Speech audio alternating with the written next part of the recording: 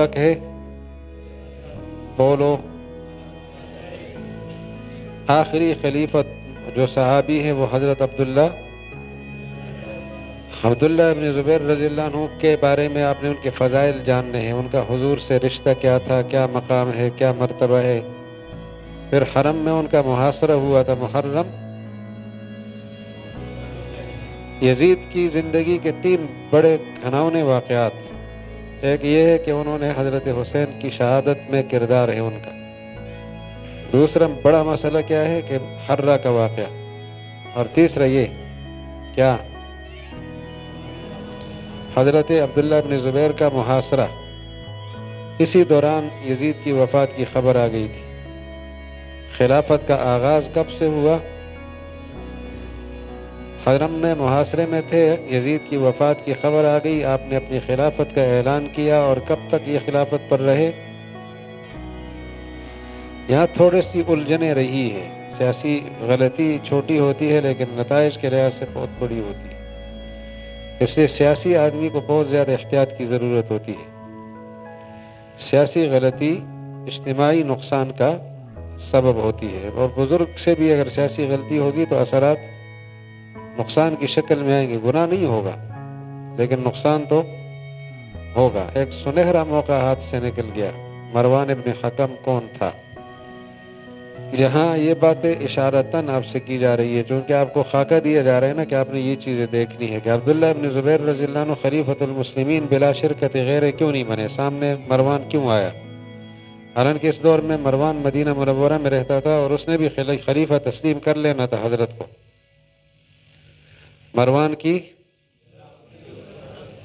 مروان اور اس کا بیٹا عبد الملک مدینہ منورہ میں تھے۔ عبداللہ ابن زبیر رضی اللہ عنہ خلیفہ بنتے ہی ان کو جلاوطنی کا فیصلہ فرما چکے کہ آپ نے مدینہ میں نہیں رہنا۔ یہ حضرات چلے گئے شام کے لوگوں نے ان کے ہاتھ پہ بیعت کر کے خلیفہ بنا دی، خلافت کے طور پر بیعت کر لی۔ باقی پورا عالم اسلام تقریباً عبداللہ ابن زبیر کے ہاتھ پر بیعت ہو چکا تھا۔ یمن، سعودی عرب موجودہ، عراق، اسی طرح مصر اور شام کی اکثر سرزمین، اردن وغیرہ، یہ بھی حضرت عبداللہ ابن زبیر کے ساتھ تھی۔ کچھ حصہ باقی تھا اور ان کا بھی خیال یہی تھا کہ عبداللہ ابن زبیر کے ہاتھ پہ بیعت کر لیں گے۔ ایسے ماحول میں مروان وہاں پہنچا اور اس کو وہاں کے لوگوں نے خلیفہ اور امیر المومنین کے طور پہ نامزد کر لیا۔ مروان کی دمشق میں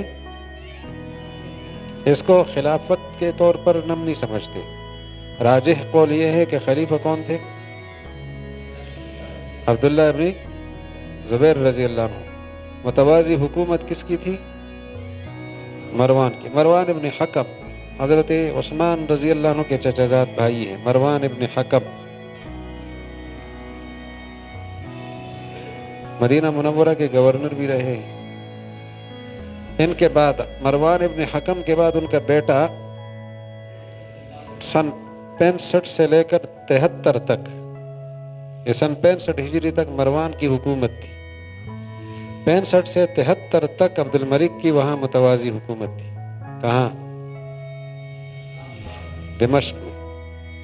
آپ سمجھ رہے ہیں؟ اور سن 73 میں عبداللہ ابن زبیر شہید ہو گئے، تو پھر اس کے بعد سے لے کر سن 86 تک عبد الملک ابن مروان خلیفہ رہا۔ عبد الملک کی خلافت کب سے شروع ہوتی ہے؟ 73 سے۔ 65 سے حکومت شروع ہوتی ہے۔ خلیفہ اس دور میں کون ہے؟ عبداللہ ابن الزبیر رضی اللہ عنہ خلیفہ ہے۔ وہ کب سے تھے؟ سن 64 ہجری سے خلیفہ بنے۔ کب تک رہے؟ اونچا بولے۔ ان کی خلافت کب سے تھی؟ کب تک رہی؟ اس دوران متوازی حکومت کس کی بنی؟ مروان ابن حکم کی، بنو امیہ۔ مروان ابن حکم۔ مروان ابن حکم کے بعد اس نے کس کو جانشین بنایا؟ اس کی یہ متوازی حکومت کب تک رہی؟ 65 سے 73 تک۔ یہ 84 جو ہے نا، یہ 86 ہے بلکہ اس کو آپ سمجھ لیں، یہ ایسا نہیں ہے۔ 86 اگر لکھا ہے نا تو اس کی وجہ ہے کہ بھئی یہ مسلسل برسر اقتدار رہے اس طور پر، ورنہ خلافت کب سے کب تک تھی؟ ہاں جی، 73 تک آپ خلیفہ نہیں تھے، خلیفہ عبداللہ ابن زبیر تھے۔ انہوں نے عبد الملک ابن مروان نے حجاج کو گورنر بنایا مکہ مکرمہ کا، حجاج اس کا گورنر تھا، اور حجاج ابن یوسف نے عبداللہ ابن زبیر کو شہید کر دیا۔ کہاں؟ کعبۃ اللہ کے بالکل سامنے۔ ان کی شہادت کے بعد پھر خلیفہ کون بنا؟ بولو نا یارا۔ اور ان کی خلافت کب تک رہی؟ وہی بات ہے، پھر 65 سے پھر 73 میں عبداللہ ابن زبیر شہید ہو گئے، پھر واپس 65 شروع ہو گیا اور پھر آپ خلیفہ بنے۔ تو میں نے قصداً نہیں لکھا تاکہ آپ کی الجھن میں سمجھوں۔ بھئی 65 سے لے کر 73 تک آپ کی حکومت تھی دمشق کے علاقے میں، شام میں، اور وسعت اختیار کرتی چلی جا رہی تھی۔ خلیفۃ المسلمین کا علاقہ محدود کیا جا رہا تھا، یہ پیش قدمیاں، یہ سلسلے جاری تھے، لیکن خلیفہ تو ابھی تک زندہ ہے نا۔ کون؟ اور ان کی شہادت کب ہوئی؟ اونچا بولے۔ تو اس کے بعد پھر خلیفہ کون ہے؟ اب وہ خلیفہ بنے اور ان کی خلافت کب تک رہی؟ اب کوئی الجھن تو نہیں ہوگی؟ اب ہمارے خلفائے راشدین کے جلدی جلدی نام بتا دو۔ ابو بکر صدیق،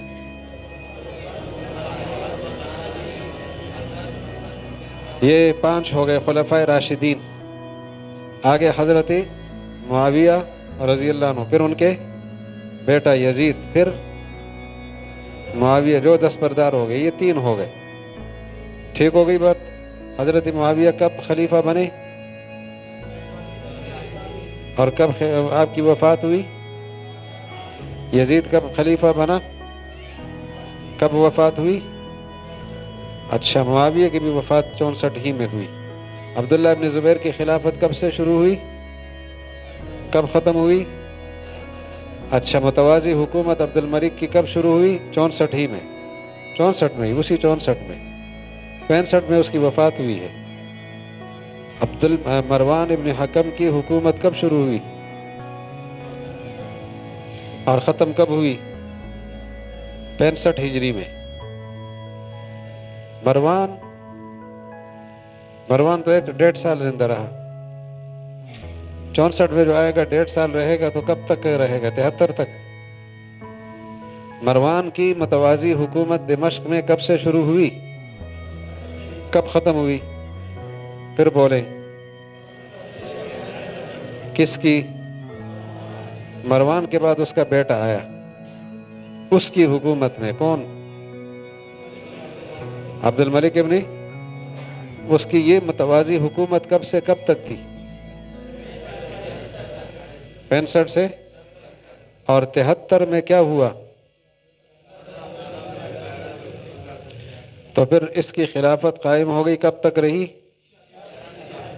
ابھی پہلی صدی پوری نہیں ہوئی، یہ پہلی صدی کے واقعات چل رہے ہیں۔ حضرت عبداللہ ابن زبیر بنو امیہ میں سے نہیں ہے، یہ بات ذہن میں رہے، عبداللہ ابن زبیر بنو امیہ میں سے، لیکن چونکہ اکثریت بنو امیہ کی ہے تو یہ بنو امیہ کا دور کہلاتا ہے۔ متوازی ان کی حکومت بھی رہی ہے مقابلے پر، تو اس لیے یہ دور ایک تسلسل سے سمجھا جاتا ہے، ورنہ بیچ میں خلافت کس کی تھی؟ پھر بھول گئے کس کی خلافت تھی؟ وہی کب شروع ہوئی؟